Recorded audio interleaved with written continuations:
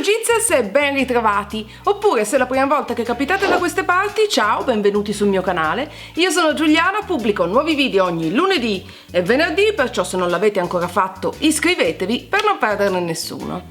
Bene, veniamo invece a quello che è il video di oggi. Qualche settimana fa avevo pubblicato un video tag con 15 cose di me che forse non sapevate. Una delle domande era quale fosse il mio sogno da bambina e la risposta era diventare una scrittrice. Dopo aver pubblicato quel video mi è venuta voglia di andare a cercare i racconti che avevo scritto ai tempi dell'università, quando avevo circa 20 anni, perché per tantissimo tempo appunto il mio sogno è stato quello di diventare una scrittrice. Ai tempi dell'università ho scritto una serie di racconti che ho religiosamente rilegato come fossero una tesina, alcuni molto brevi, altri un po' più lunghi, e ho pensato fosse una cosa carina condividerne alcuni con voi.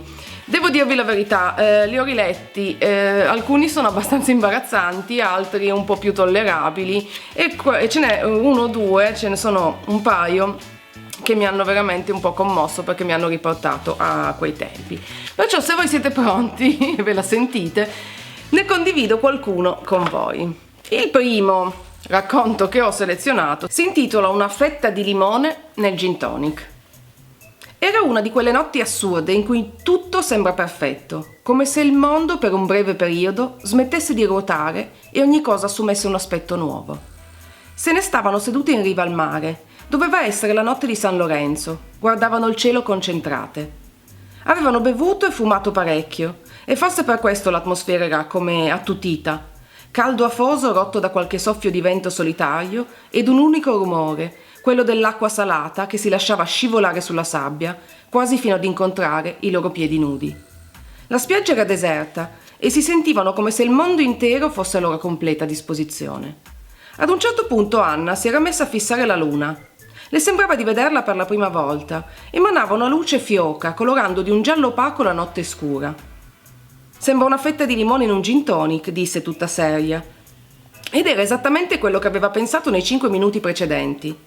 «Una fetta di limone in un gin tonic», ripeté. Per quanto ora la frase sembri comica, quella notte furono tutte e tre d'accordo. Il cielo era un enorme gin tonic posato su un tavolino scuro, con una bella fetta di limone al centro.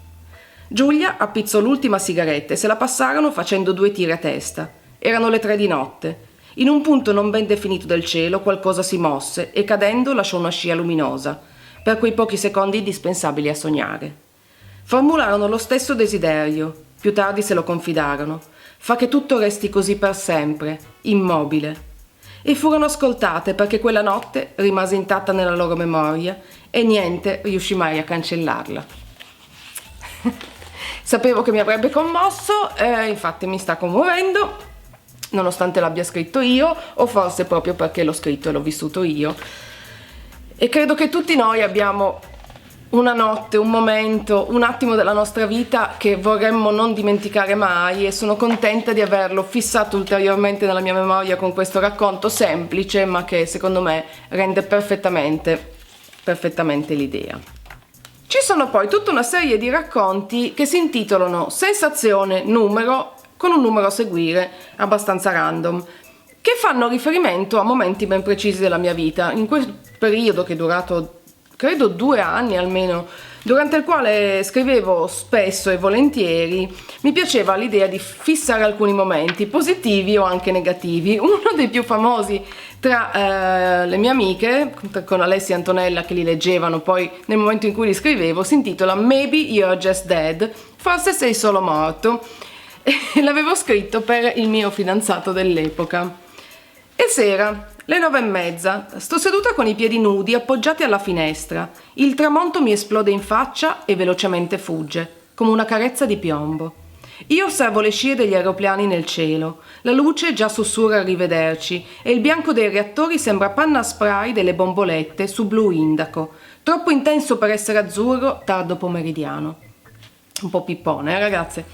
Sposto la messa a fuoco dal tramonto neodefunto al verde rancido delle mie unghie smaltate di fresco. Aspetto. Cosa? Aspetto che un suono trillante riempia l'aria e mi dia delle risposte, qualunque esse siano. Si è sempre infelici a non sapere e si è sempre tristi a sapere. Aspetto un suono squillante e poi, dopo un banale pronto, una voce a colmare il vuoto. È notte. Sto seduta davanti alla TV, la finestra spalancata sull'afa bolognese ha il vetro incrinato. Di tanto in tanto un motorino sfreccia col vento tra i pistoni. Meccanicamente addento patatina alla paprika dallo stupido slogan. Ad intervalli regolari lascio che la mia lingua scorga sulla ruvidità della chip e godo della sensazione che mi dà. Ancora il vuoto dentro, intermittenza catodica negli occhi, smalto sbeccato sul pollice e indice, entrambe le mani, scricchiolio di chips tra i denti, 48 ore di ancora niente.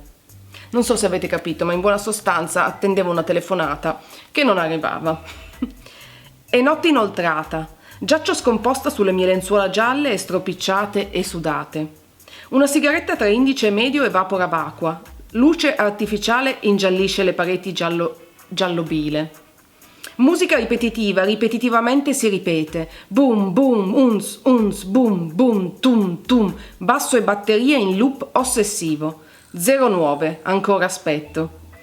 Prima mattina, il sole magnanimo libera le ombre dalla prigionia in cui erano state relegate dal tribunale della notte. Giaccio abbracciata alle mie lenzuola gialle sudate, sudo, giugno inoltrato.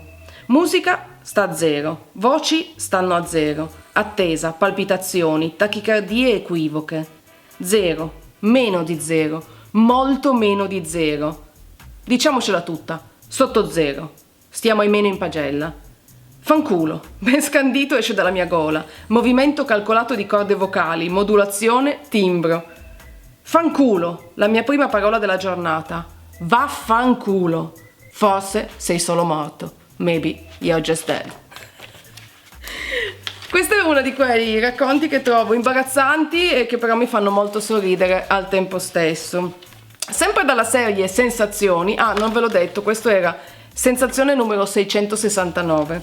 Sensazione numero 141, siamo molto prima direi. E questa ricordo di averla scritta per un'altra persona. La pioggia. Il rumore della pioggia che si mischia all'alterno pulsare del cuore, ogni battito una goccia, in perfetta sintonia, e le nuvole gonfie a coprire il cielo e noi.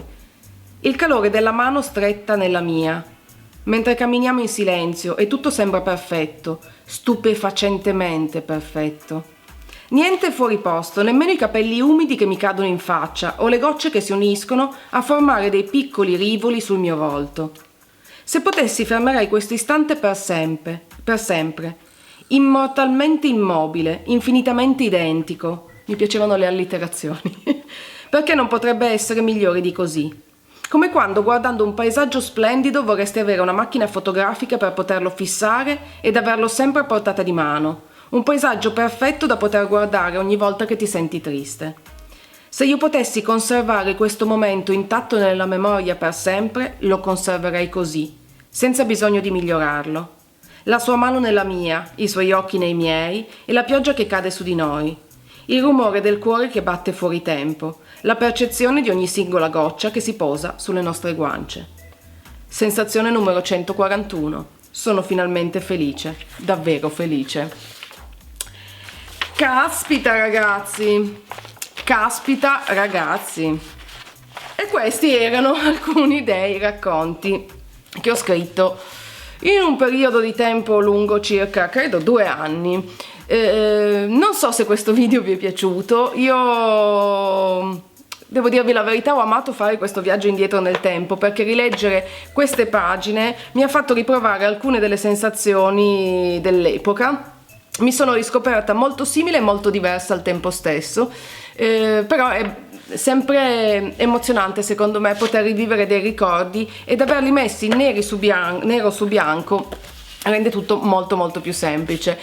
Ne ho scritti anche altri racconti, alcuni decisamente più lunghi, ne ricordo uno a tema fantascienza e un altro che si intitolava JD, Giovane Depressa.